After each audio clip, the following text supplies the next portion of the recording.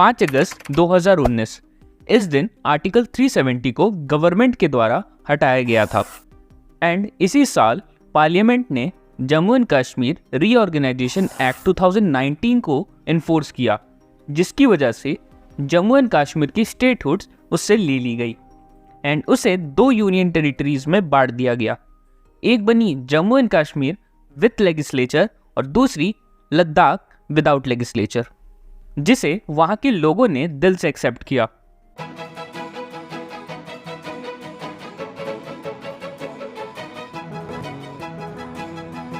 But इससे लगभग 5 साल बाद लोग फिर से सड़कों पर उतरे हैं, बट इस बार अपनी कुछ डिमांड्स के साथ, जो कहीं ना कहीं उनसे प्रॉमिस तो की गई बट उसे पूरा ना किया गया।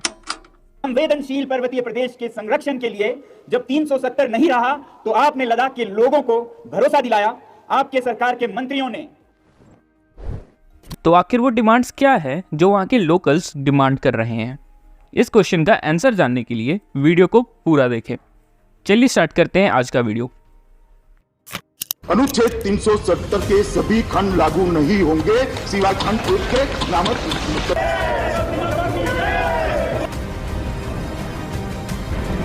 Amidst hundreds of laws in Parliament, the bill seeking the reorganization of Jammu and Kashmir was passed. With this, the government's plan to scrap Article 370 comes into.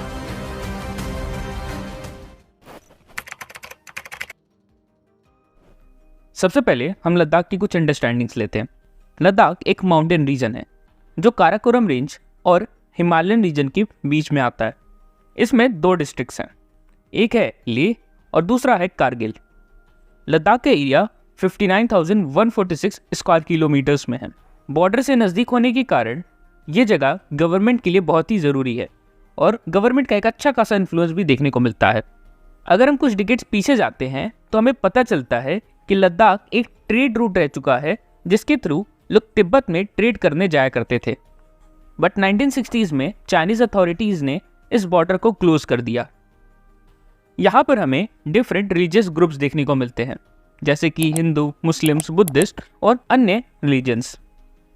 Different religious groups होने के कारण हमें diverse culture और practices भी देखने को मिलती हैं। अब बात आती है प्रोटेस्ट की। 3 फरवरी 2024 को लद्दाख में कंप्लीट शटडाउन देखने को मिला, जहां अराउंड 40,000 लोगों ने लेह में रैली निकाली, जिनमें मेजरली 4 डिमांड्स रखी गई, जिसे लीड किया गया बाय 2 बॉडीज। पहली थी लेह अपेक्स बॉडी एंड दूसरी कारगिल डेमोक्रेटिक अलायंस। इसमें हमें मैग्सेसे अवार्ड विनर और एक क्लाइमेट एक्टिविस्ट सोनम वांगचुक का भी कंट्रीब्यूशन देखने को मिला। आपने 3 इडियट्स तो देखी होगी, तो उसमें आमिर खान के द्वारा प्ले किए गए कैरेक्टर इनसे इंस्पायर्ड थे। यही नहीं, लद्दाख के फॉर्मर बीजेपी मेंबर थुप्सेन चिवांग ने भी पार्टिसिपेट किया और कहा कि वो लद्दाख के कॉज के लिए अपने दम तक भी फाइट करेंगे। बट क्या ये पहली बार था जब लद्दाख में प्रोटेस्ट हुए थे? तो इसका आंसर है नहीं। पिछले कई सालों से ये प्रोटेस्ट किए जा रहे हैं, जिसका मेन मोटिव लद्दाख को एक कॉन्स्टिट्यूशनल प्रोटेक्शन देना है। तो आइए जानते हैं वो 4 डिमांड्स है क्या। पहला डिमांड है लद्दाख को एक स्टेट बनाना। लद्दाख एक यूनियन टेरिटरी होने के कारण इसे सेंट्रल गवर्नमेंट के द्वारा डायरेक्ट कंट्रोल किया जाता है। इसे एडमिनिस्टर करने के लिए लेफ्टिनेंट गवर्नर अपॉइंट किए जाते हैं, जिन्हें असिस्ट करते हैं सिविल सर्वेंट, मतलब IAS ऑफिसर्स। यहाँ कोई लेजिस्लेचर नहीं है।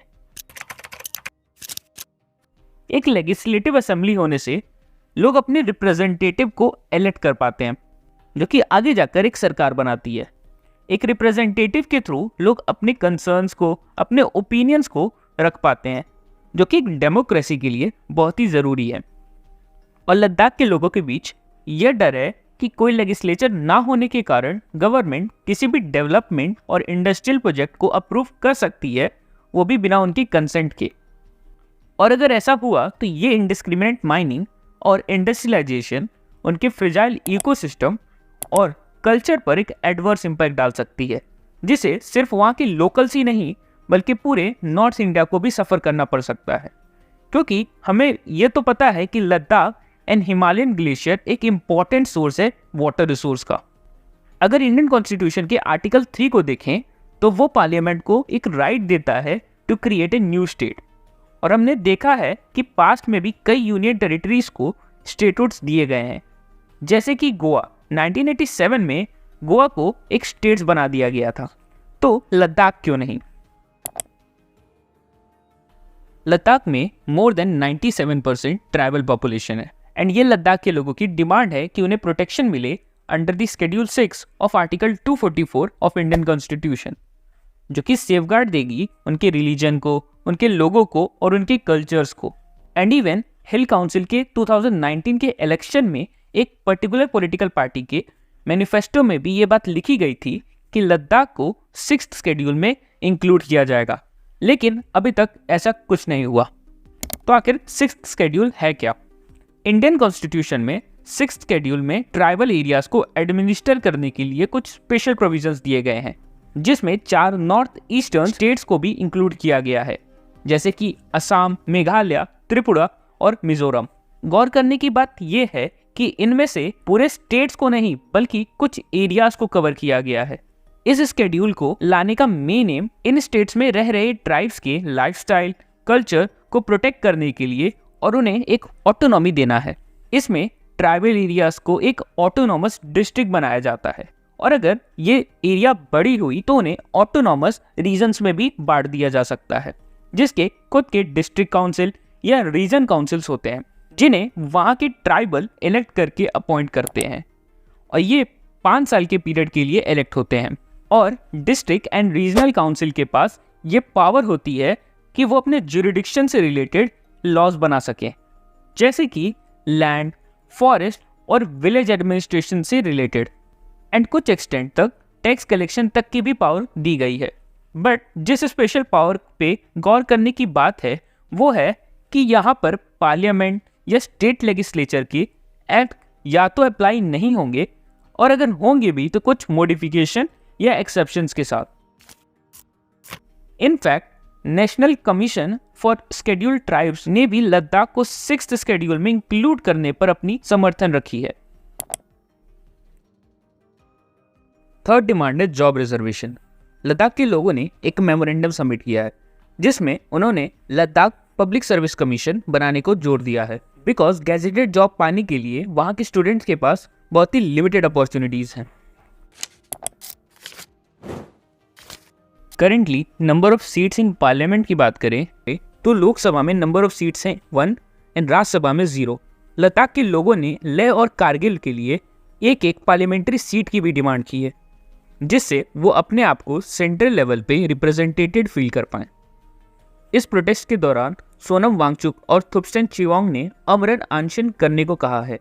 अर्लियर वो 3 फरवरी से ये स्टार्ट करने वाले थे, बट 19 फरवरी को उनकी union minister of state for home affairs Nityanand Rai के साथ हो रही मीटिंग के बाद डिसाइड करने को कहा है, जहां पर उनकी डिमांड को सुना जाएगा। लेट्स होप 19 फरवरी को उनकी डिमांड्स को समझा जाए और उनकी डिमांड्स को पूरा भी किया जाए। आई होप ये इन्फॉर्मेशन आपको हेल्पफुल लगा और ऐसे ही कंटेंट के लिए सब्सक्राइब करें हमारे चैनल को और लाइक करें इस वीडियो को एंड शेयर करें विद योर फ्रेंड्स। एंड आप हमको इंस्टाग्राम पे भी फॉलो कर सकते हैं, लिंक आपको डिस्क्रिप्शन में मिल जाएगा। टिल देन मिलते हैं आपको नेक्स्ट वीडियो में।